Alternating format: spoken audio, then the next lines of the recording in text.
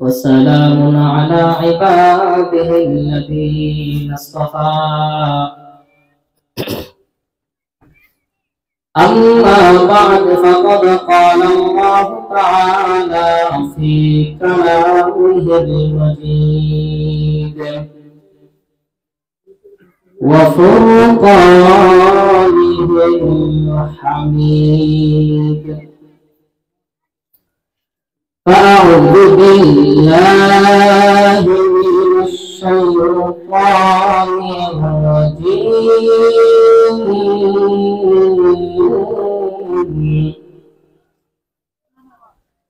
بسم الله الرحمن الرحيم.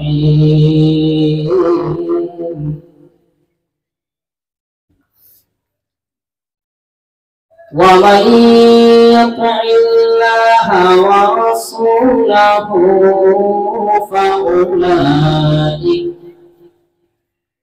فأولئك مع الذين أنعم الله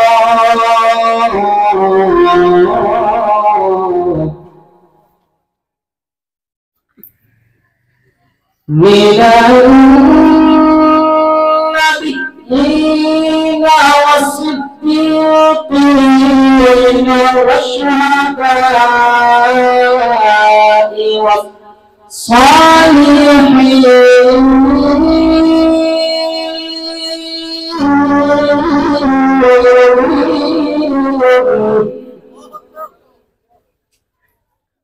قال الله تعالى: وما أموالكم ولا أولادكم بالتي تقربكم عندنا زلفى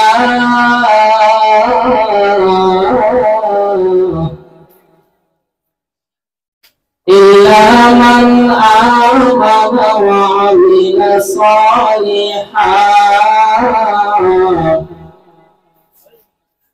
فأولئك لهم جزاء الضعف بما عملوا وهم في الغرفات آمنون.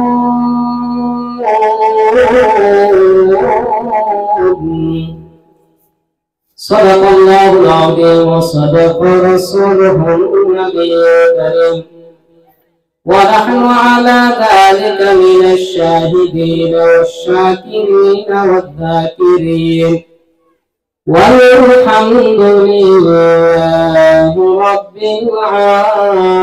العالمين.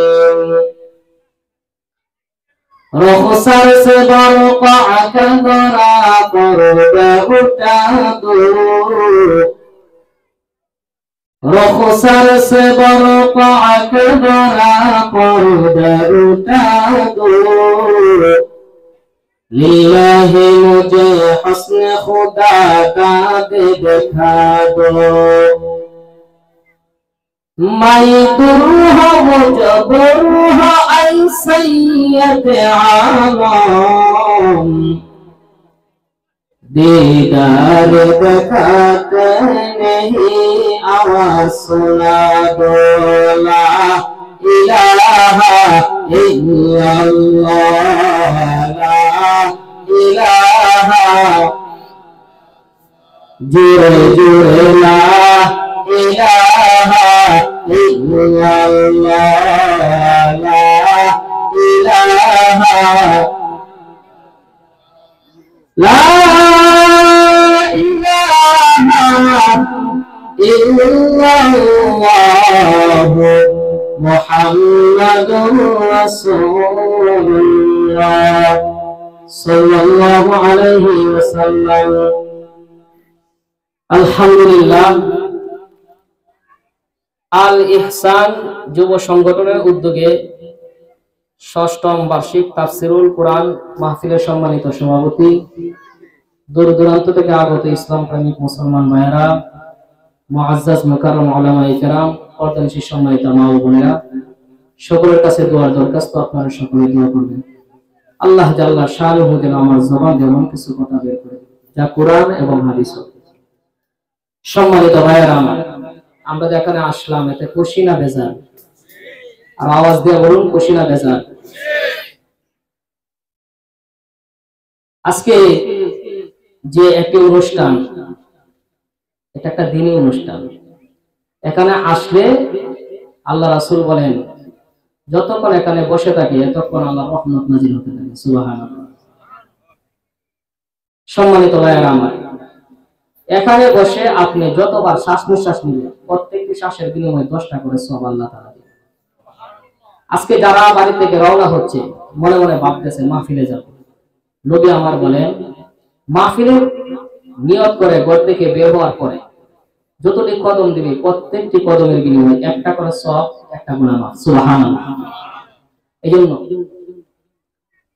এখনো যারা এদিক সেদিক ঘোরাফেরা করতেছে আপনারা অতি তাড়াতাড়ি মাহফিলে চলে আসুন।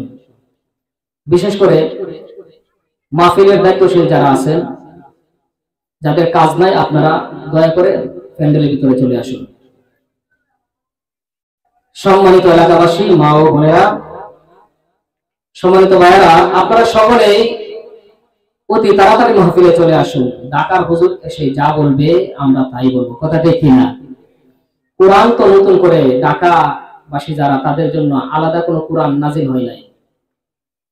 এই গ্রামের মধ্যে যে কোরআন পড়ে ঢাকা শহর তো একই কোরআন, ঠিক না? এজন্য চলে আসুন, অতি তাড়াতাড়ি মাহফিলে চলে আসুন। সম্মানিত ভাইয়েরা আমার, আমি পবিত্র কালামুল্লাহ থেকে যে আয়াত তেলাওয়াত করেছি, 2টা আয়াত তেলাওয়াত করছি। আল্লাহ তাআলা এই আয়াতগুলোর মধ্যে বলেন যে পৃথিবীর মধ্যে তোমরা টাকা পয়সা এবং সন্তানাদি নিয়ে খুব বাহাদুরি অহংকার করবা, নবীর ভালোবাসা ছেড়ে দিবা, আল্লাহর ভালোবাসা ছেড়ে দিবা। আল্লাহ তাআলা বলেন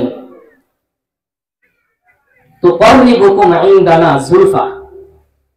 আওয়াজটা কেমন হয়ে গেল? দেন তো করিবুকুম ইনদানা যুলফা।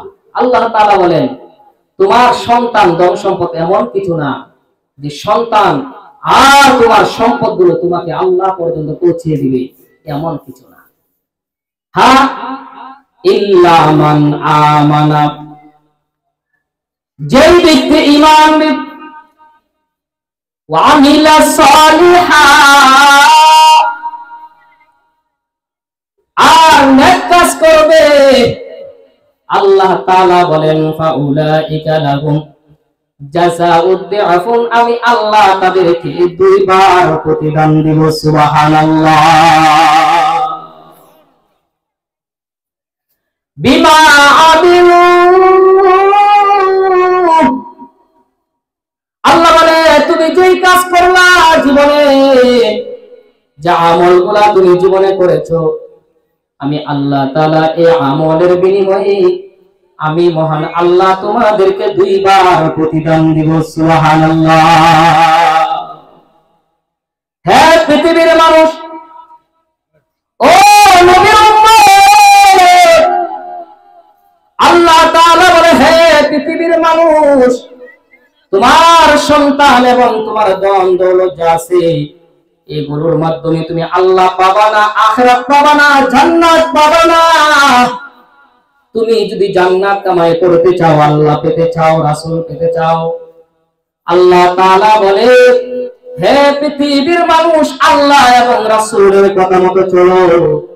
আল্লাহ এবং রাসূলের কথা মতো তুমি যদি চলতে পারো, তাহলে আমি আল্লাহ তাআলা ওয়াহুম ফিল গুরফাতি আমিনুন, আমি আল্লাহ তোমাদেরকে একটা সুখময় জায়গা, আমি আল্লাহ নিরাপদ একটা স্থানের ব্যবস্থা করব, জান্নাত। ভাইরা আমার, আল্লাহ তাআলা কালামে পাকে সব কিছু জানায়া দিয়েছে। হে বান্দা, আমার কালামে পাকের প্রত্যেকটি কথা তুমি যদি মানতে পারো, রাসূলের প্রত্যেকটি কথা তুমি যদি মানতে পারো, আল্লাহর নবী বলেন তারাক্তু ফীকুম আমরাইন লান তাদিল্লু মা তামাসসাকতুম বিহিমা কিতাবাল্লাহ ওয়া সুন্নাতা রাসূলি। আল্লাহ বলেন কিতাব আল্লাহ, আমি মাওলা পাকের যে কালাম পৃথিবীর মধ্যে নাযিল করেছি, আর আমার রাসূলের যে হাদিসগুলো আছে, যে সুন্নাতগুলো আছে, বান্দারে এই সুন্নাতগুলো তুমি যদি মানতে পারো তাহলে তোমার জীবন ধন্য হবে, তুমি আল্লাহর জান্নাত পাওয়া সহজ হয়ে যাবে। ভাইরা আমার, এজন্য আল্লাহ কালামে পাকের মধ্যে উল্লেখ করেছেন ওয়া মাইয়ুতিল্লাহা ওয়া রাসূলা, যে ব্যক্তি আল্লাহ এবং রাসূলের অনুসরণ করবে ফাউলাইকা মাআল্লাযীনা আনআমা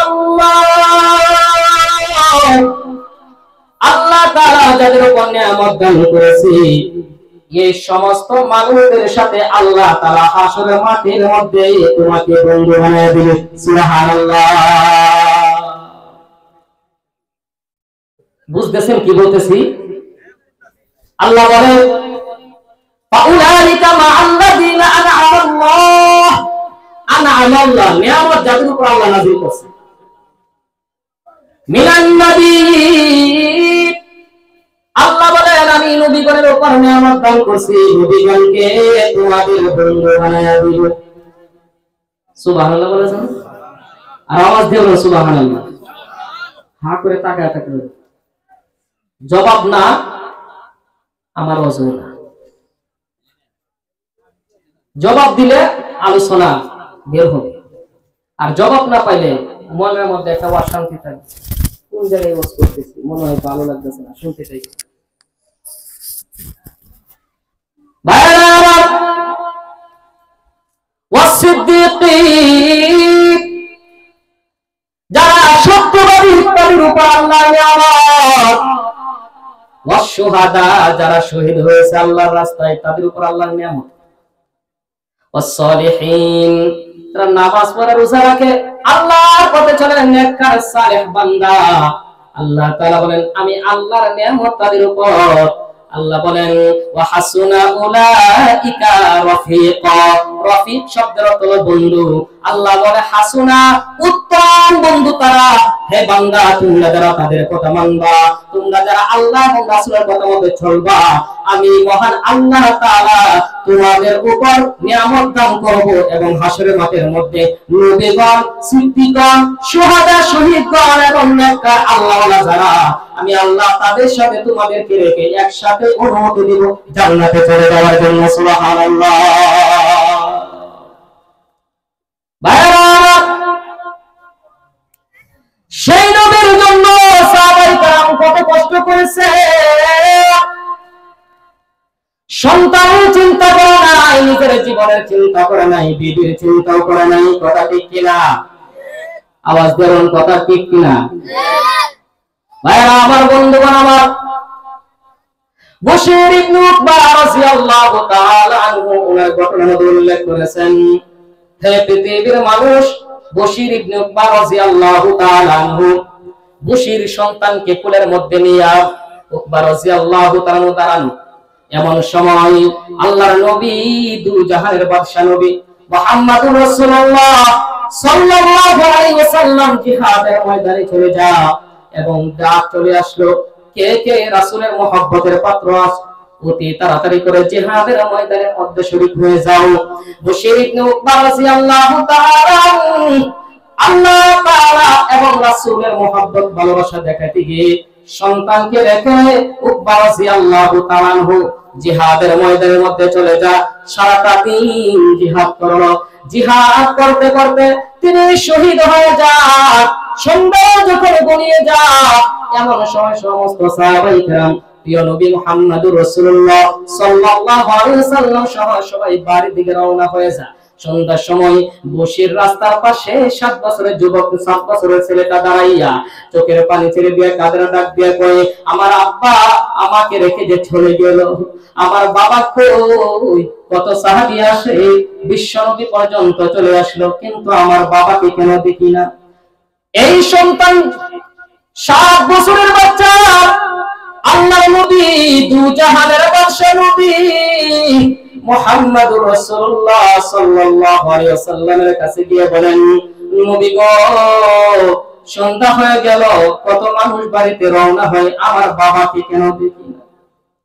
আল্লাহর নবী কিতাবের মধ্যে উল্লেখ করেছে, নবী সামনের দিকে তাকানো ছিল, তখন ডান দিকে চেহারাটা ফিরাইয়া নিলেন। কিন্তু বশির ডান দিকে যাইয়া আল্লাহর নবীকে ডাক দিয়ে কয়, নবী গো, আমার বাবা কই? কত মানুষ আসে, আমার বাবাকে কিসের জন্য দেখি না? আল্লাহর নবী ডান দিক থেকে পিছনে চেহারা ফিরালেন।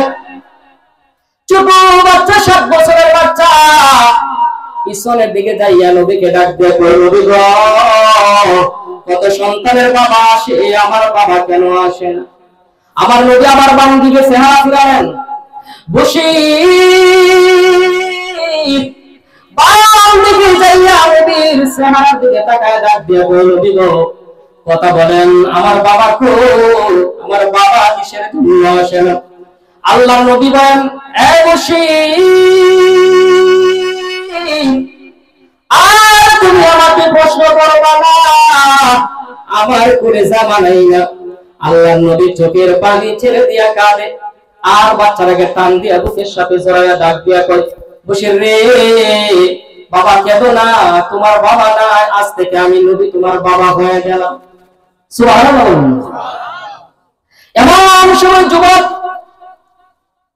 7 বছরের বাচ্চারা ডাক দিয়া বলে, হুজুর আসল কথা বলেন, আমার বাবা কই? আমার নবী বলেন, আমার জন্য এবং আল্লাহর জন্য শহীদ হয়ে গেছে। এই বাচ্চারা ডাক দিয়া কয়, নবী আমার বড় কষ্ট পাইলাম, বড় কষ্ট পাইলাম। আমার বাবা কি একবারও পারলো না? আমার যে একটা বোন নাই, আমার যে একটা বড় ভাই নাই, আমার যে মাও নাই, আমি আজ থেকে কার কোলের মধ্যে শুয়ে আমি ঘুমাবো? ওগো নবী, আমাকে কে মুখের মধ্যে তুলে তুলে খাওয়াবে? আমার আব্বা দুনিয়া থেকে বিদায় হয়ে গেছে, যেখানে যাইতো সেখানে আমি সাথে সাথে যাই। নবী গো, আব্বা যখন ঘুমাইতো, আব্বার বুকের মধ্যে আমি শুয়ে ঘুমাইতো। ওগো নবীজি,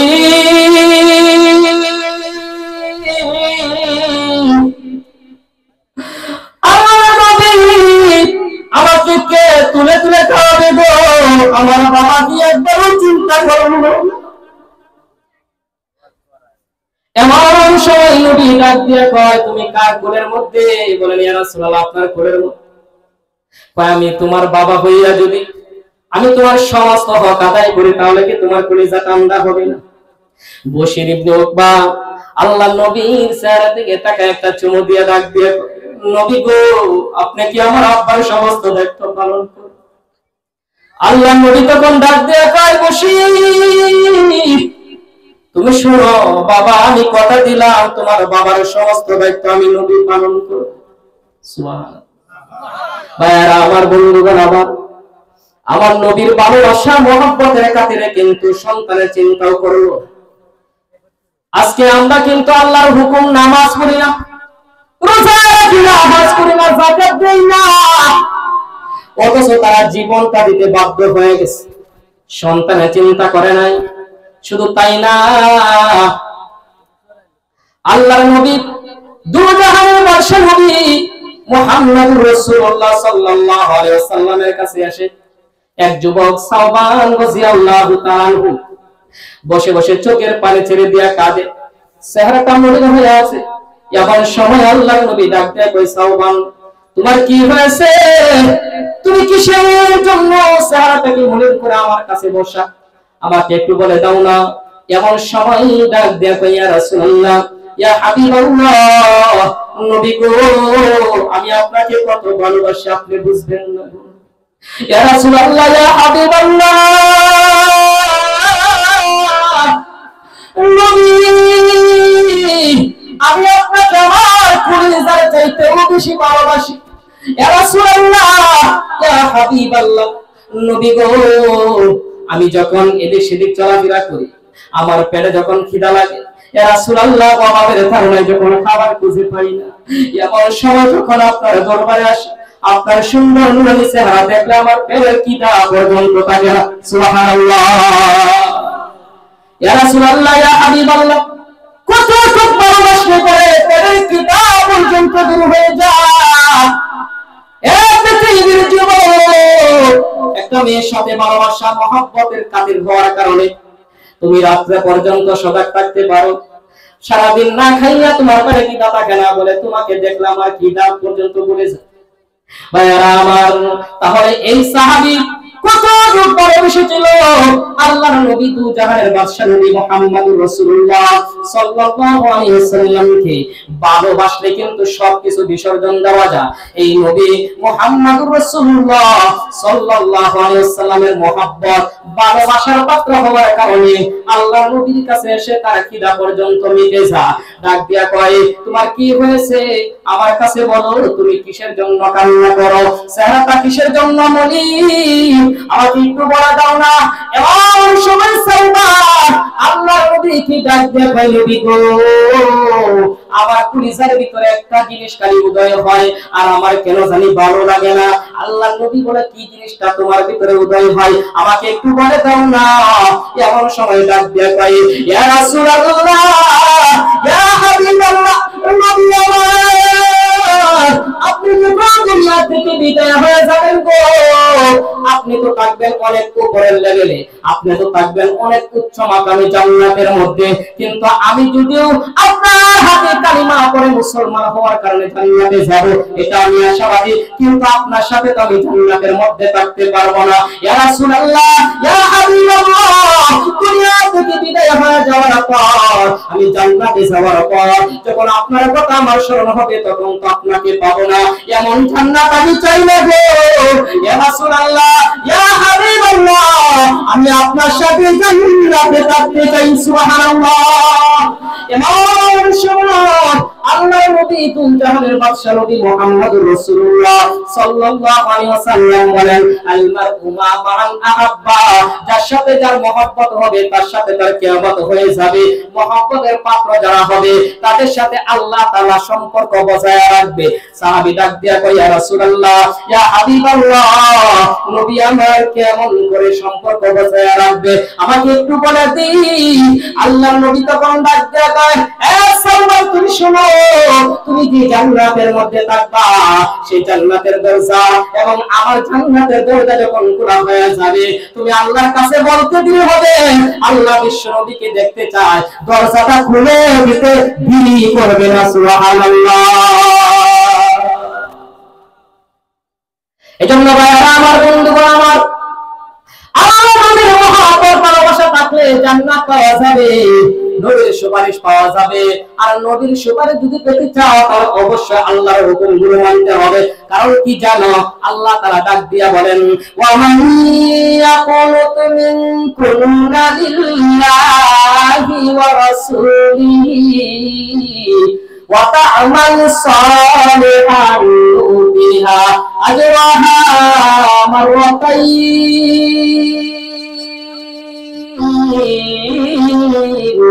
وَأَعْتَدْنَا لَهَا رِزْقًا كَرِيمًا। আল্লাহ তাআলা ডাক দিয়া বলেন, ওয়া মাইয়াকুনুত মিনকুন্না লিল্লাহি ওয়া রাসূলিহি, যে ব্যক্তি আল্লাহ এবং রাসূলের কথা মতো চলবে, ওয়া তা'মাল সালিহা, এবং নেক কাজগুলো করবে, আল্লাহ তাআলা বলেন, নুতিহা আজরাহা মাররাতাইন, মাররাতাইন মানে দুইবার, আল্লাহ তাআলা তোমাকে দুইবার পুরস্কার দিবে। দুনিয়াতে তুমি নামাজ পড়ার কারণে তুমি সম্মানিত হয়ে যাইবা, আল্লাহর হুকুম মানার কারণে তুমি সম্মানিত হয়ে যাইবা। সম্মানিত কারা জানেন? যাদেরকে মানুষ ভয় পায়। ভয় হলো দুই প্রকার, একটা হলো বদমাশ যারা, চোর ডাকাত যারা, তাদেরকে ভয় পায়। আল্লাহ তাআলা ডাক দিয়ে কয়, এমন ভয় না, যাদেরকে দেখলে ভয় পায় দুনিয়ার কোন কারণে। আল্লাহ তাআলা বলেন, এই মানুষটা পৃথিবীর মধ্যে সবচাইতে নিকৃষ্ট। কারণ দুনিয়ার লোভী মানুষটাকে মানুষ ভয় পায় শুধুমাত্র আল্লাহ তাআলাকে খুশি করার জন্য, শুধুমাত্র তার জীবন বাঁচানোর জন্য। আল্লাহ তাআলা ডাক দিয়া বলেন, হে পৃথিবীর মানুষ, আরেকজন মানুষ আছে যাদেরকে মানুষ সম্মান করে মাথা নত করিয়া দেয়, ভয় পায়, কারণ তিনি আল্লাহওয়ালা মানুষ। আল্লাহ বলে, এমন মানুষের মতো মানুষ এই পৃথিবীর মধ্যে একজন যদি থাকে, তার আসমান জমিন ধ্বংস করবে না। সুবহানাল্লাহ। চোর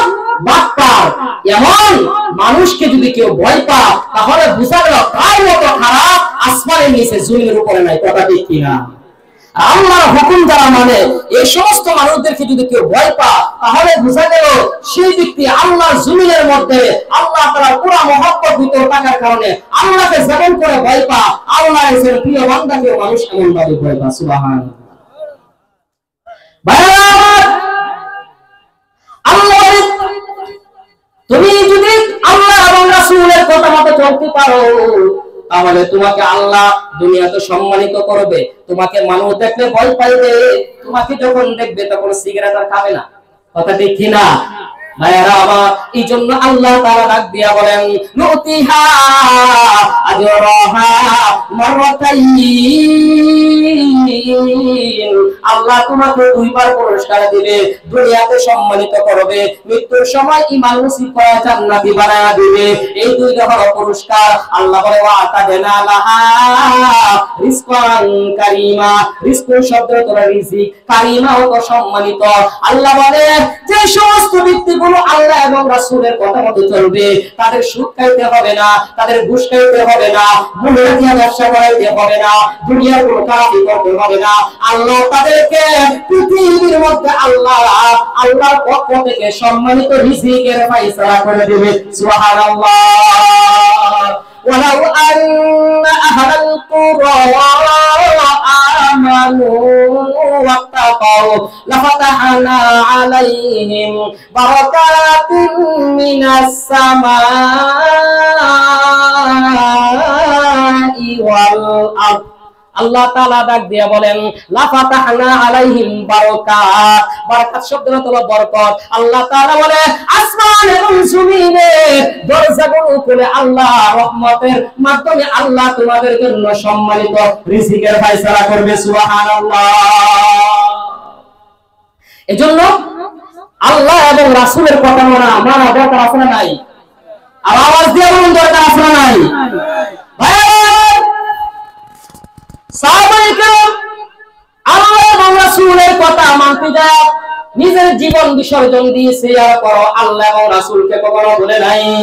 এইজন্য নবী হাদিসের মধ্যে বলেন লা ইউমিনু আহাদুকুম হাত্তা আকুনা আহাব্বা ইলাইহি মিন ওয়ালিদিহি ওয়া ওয়ালাদিহি ওয়ান নাসি আজমাইন।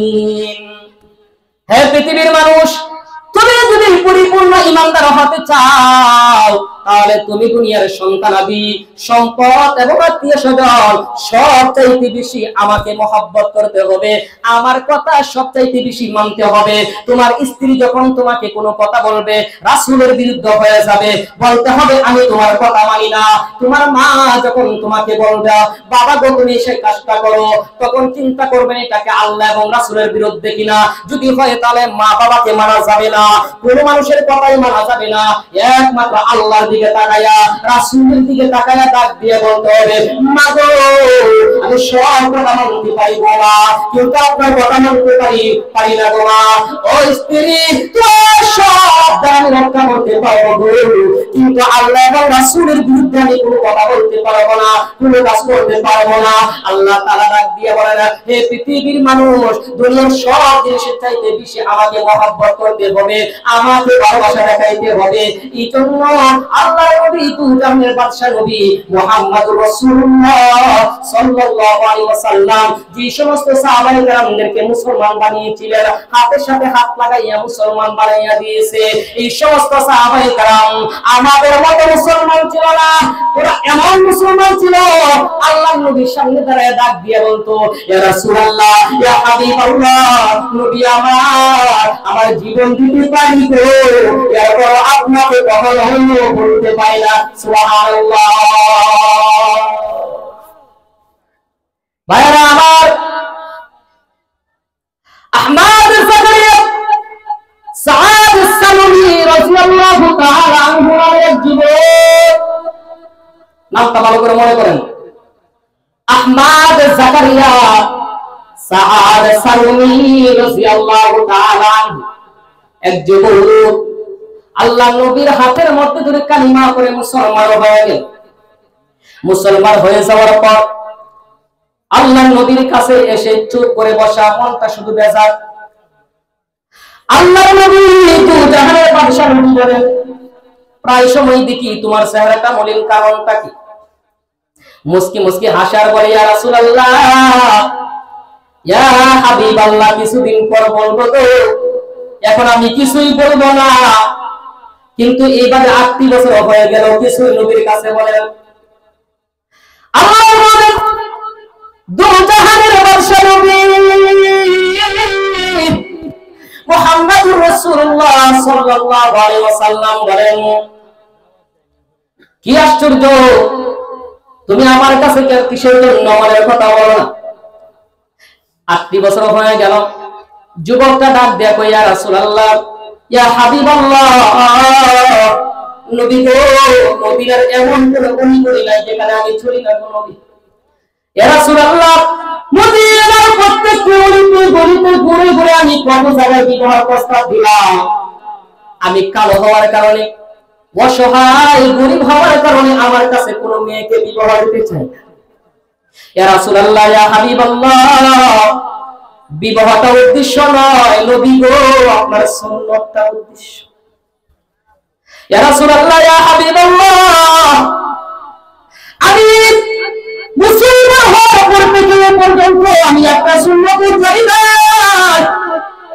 ইয়া রাসূলুল্লাহ, ইয়া হাবিবাল্লাহ, নবী আমার, আমি তো কোনো সুন্নত চাই নাই, কিন্তু আমার কাছে যদি কোনো মেয়ে বিবাহ না দেয়, কোনো মেয়ে যদি বিবাহ না বসে, তাহলে আমি সুন্নত পালন করতে পারবো না। ইয়া রাসূলুল্লাহ, ইয়া হাবিবাল্লাহ, নবী আমার, যদি সুন্নত পালন না করতে পারি, এই সুন্নতের জন্য যদি হাসরের মাঠের মধ্যে আমাকে পাকড়াও করে, কেন তুমি সুন্নত আদায় করলে না, আমি কি জবাব দিব? এই চিন্তায় সবসময় মনটা খারাপ থাকে। আল্লাহর নবী তো জাহানের বাদশা নবী মুহাম্মদুর রাসূলুল্লাহ সাল্লাল্লাহু আলাইহি ওয়াসাল্লাম ডাক দিয়ে কয়, সাহাবীরে, মদিনার মধ্যে যে মেয়েটাকে হুরে মদিনা বলে, মদিনার সবথেকে সুন্দরী, হুরের মতো সুন্দরী, এই মেয়েটার সাথে তোমাকে আমি বিবাহ করাইয়া দিলাম। তুমি তার বাবার কাছে যাবা, বাবার নাম হলো ওমর ইবনে সাখবী রাদিয়াল্লাহু তাআলা আনহু। ওনার কাছে একটা পত্র লিখে পাঠায়া দিলেন। সাআদ সাউদি রাদিয়াল্লাহু তাআলা আনহু চলে গেলেন তার বাড়িতে, যাইয়া ডাক দিয়া কয়, এ চাচা, আল্লাহ তাআলার নবীর পক্ষ থেকে আপনার কাছে আসলাম, নেন চিঠিটা হাতের মধ্যে দেখেন। পরে যখন দেখে পরে আল্লাহর নবী দুজাহানের বাদশা নবীর মাধ্যমে খবর আসলো তার মেয়েটার সাথে তাকে বিবাহ করায়া দিবে। এমন সময় ওমর ইবনে সাখবীর টাকা পয়সা বেশি হওয়ার কারণে, ধন সম্পদ বেশি থাকার কারণে, মেয়েটা বেশি সুন্দরী হওয়ার কারণে কোনো চিন্তা নাই, দমক দিয়ে সরাইয়া দিলেন। পুরুষটা চোখের পানি ছেড়ে দিয়া সাআদ সালুনি রাদিয়াল্লাহু তাআলা যাইতেছে নবীর দরবারে। এমন সময় আল্লাহর নবীকে এই সাহাবী ডাক দেয়া কয়, আয় চাচা, আমি তো নিজের পক্ষ থেকে আসি নাই গো, দুজাহানের বাদশা নবী চিঠিটা দিল, এই জন্য কিন্তু আমি এসেছিলাম, আমাকে ক্ষমা করে দিও। এই কথা বলে যখন চলে যায় চোখের পানি ছেড়ে এমন সময় পুরো মদিনার যে সুন্দরী মহিলাটা আছে, এই মহিলাটা তখন ডাক দিয়া কয়, আপা গো, আপনাকে এত স্পর্ধা কে দিল, এত শক্তি কে দিল, এত ক্ষমতা কে দিল? আপনি কি জানেন না তার পক্ষ থেকে ফয়সালা হয়েছে আমার সাথে এই পুরুষটার বিবাহ হওয়ার জন্য? ছেলেটা গরিব হতে পারে, গরিব না হতে পারে, ছেলেটা সুন্দর না হতে পারে, চেহারার মধ্যে বসন্তের কালো কালো দাগ হতে পারে, ছিদ্র হয়ে যেতে পারে। ও আব্বা, আপনি শুনেন, আপনি কি স্পর্ধা দেখাইলেন? আপনি কি জানেন না এখন বর্তমানে কিন্তু কোন আয়াত নাযিল হচ্ছে? বাবা গো, আমি সন্তান হইলা আপনার মেয়ে হইলে আমি কথা আপনাকে জানাইয়া দে, এই মুহূর্তে আপনার বিরুদ্ধে হতে পারে আল্লাহ তাআলার পক্ষ থেকে আপনার বিরুদ্ধে কিন্তু কোন আয়াত নাযিল হয়ে যেতে পারে। এখনো সময় আছে, তাড়াতাড়ি করেন, নবীর দরবারে যাইয়া তাড়াতাড়ি ক্ষমা চান, আর আমার নবী একটু জানাইয়া দিবেন আমি সুন্দরী হতে পারি, আমার নবী যে জায়গায় বিবাহ প্রস্তাব দিয়েছে আমি কিন্তু রাজি, আমি কিন্তু রাজি, আমি কখনো রাজি না, এই কথাটা আমার নবীকে একটু জানিয়ে দিও। এমন সময় বাবা তাড়াতাড়ি করে বলতে শুরু করলো, নবীর দরবারে যাইয়া ডাক দিয়া কয়, নবী গো, আমি বুঝতে পারি নাই, কিন্তু আমার মাইয়াটা বলতে সঠিক বুঝে ফেলেছে। ইয়া রাসূলুল্লাহ, ইয়া হাবিবাল্লাহ, দুনিয়ার নবীর করি, আমি কিন্তু গরিব সন্তানটাকে কোনো দাম দিলাম না।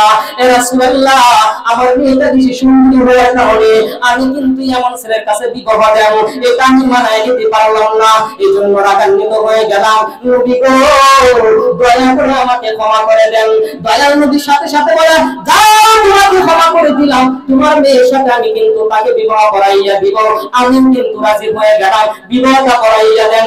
বিবাহ যখন হয়ে গেল, সাদ সাহাবী রাদিয়াল্লাহু তাআলা আনহু 600 দিরহাম দিবে, তার কাছে টাকা নাই, সাহাবায়ে কেরাম টাকা দিল। টাকা দেওয়ার পর 8 দিরহাম যখন হয়ে গেল, 2 দিরহাম দিয়ে বাজারের মধ্যে চলে গেল। বউ কিন্তু বাড়ির মধ্যে কিছু কেনাকাটা করার জন্য। এমন সময় সাদ সাহাবী রাদিয়াল্লাহু তাআলা আনহু যখন বাজারের মধ্যে চলে গেল, হঠাৎ করে কে জানি ডাক দিয়ে বলতেছে, কে কে আছো গো? নবীর পরিচার টুকরা মহব্বতের পাত্রগুলা, তোমরা তাড়াতাড়ি আসো, জিহাদের ময়দান কিন্তু কায়েম হয়ে গেছে। আবার নবীর খবর তোমরা তাড়াতাড়ি নাও। এমন সময় সাদ সাহাবী রাদিয়াল্লাহু তাআলা আনহু তখন বলেন, আমার বিবির দরকার নাই তো, আমার নবীর দরকার, ইসলাম প্রতিষ্ঠিত করা দরকার। এই চিন্তা করা তিনি কোনো কিছুই কিনলেন না। তিনি সাদা পেতে টাকা কাপড় কিনতে একটা কালো কাপড় কিনলেন এবং একটা তরবারি কিনলেন। কিনার পর 7 কালো কাপড় পরিধান করিয়া একটা তরবারি মারলেন জিহাদের ময়দানে। জিহাদের ময়দানে যাইয়া জিহাদ করতে করতে শেষ মুহূর্তে অনেক কাপড়গুলোকে দুনিয়া থেকে বিদায় করে নিজেও শহীদ হয়ে গেলেন। এমন সময় জিহাদ শেষ হয়ে গেল। যখন জিহাদ শেষ হয়ে গেল, আল্লাহর নবী ডাক দিয়া কয়, এই কোণার মধ্যে যে একটা যুবক পড়ে আছে তাকে নিয়ে আসো। যখন নিয়ে আসলো, এমন সময় যুবকটা আল্লাহর নবীর পায়ের মধ্যে রাখলেন। আল্লাহর নবী তাকায়া দেখে লোহার টুপি ভেঙে মাথা দিয়ে বের হয়ে গেছে। আল্লাহর নবী তার দিকে তাকাইয়া চোখের পানি ছেড়ে টাকা দিয়ে দিল। যখন চোখ মুছতে চায়, এমন সময় আসমানের দিকে তাকাইলো। তাকানোর পর কান্না রেখে তিনি একটা মুস্কি হাসি দিলেন, বাম দিকে তাকাইলেন। এমন সময় লুবাব রাদিয়াল্লাহু তাআলা তিনি ডাক দিয়া কয়, কিছুই তো বুঝতে পারলাম না গো, এটা কি করলেন? দেখি কাঁদতেছেন, হঠাৎ করে আসমানের দিকে তাকায় হাসলেন, আবার দেখি এদিক সেদিক তাকালেন, ব্যাপারটা বুঝলাম না গো। আল্লাহর নবী ডাক দিয়ে বলল, বাবা আমি জানি তোমরা দেখো না, সুবহানাল্লাহ। হ্যাঁ লুবাব, তুমি শুনো, আমি তোমাকে জানাইয়া দে, আমি কান্না কিসের জন্য জানো? আমি কিন্তু সাবেকে নতুন বিবাহ করে দিলাম, স্ত্রীর কাছে গেল না। আরে আমার পূজা টুকরা মহব্বত পাত্র আমাকে খুশি করার জন্য চলে আসলো, আল্লাহকে খুশি করার জন্য চলে আসলো, দিন কায়েম করার জন্য চলে আসলো, দুনিয়া থেকে বিদায় হয়ে গেছে, আমার কোনো দুঃখ নাই। এই জন্য আমি একটু কাঁদলাম, তার দিকে মায়া লাগলো। আমি যখন আসমানের দিকে তাকায়া চোখের পানি মুছতে শুরু করলাম, তখন আমি তাকাইয়া দেখি আল্লাহ তাআলা জান্নাতের মধ্যে তার জন্য একটা সুন্দর ঘরের ব্যবস্থা করেছে। এটা দেখে আমার একটা মুস্কি হাসি উঠলো, কত আনন্দ। আবার তাকাইলাম, আমি বাম দিকে তাকাইলাম, ডান দিকে, কারণটা কি জানো? আসমান থেকে যখন আসতেছে, কার আগে কে তাকে নিয়ে যাবে? আমি জান্নাতের সুন্দরী ঘরগুলোর দিকে যখন তাকাইলাম, তাকায় দেখি তাদের দৌড়ের কারণে তাদের কাপড়গুলো ঠিক নাই। এই জন্য আমি লজ্জায় শরমে অন্যদিকে তাকাইছি। সুবহানাল্লাহ। তবে নবীর ভালোবাসা মহব্বত থাকলে আল্লাহ তাআলা বলেন তোমাদের জন্য জান্নাত।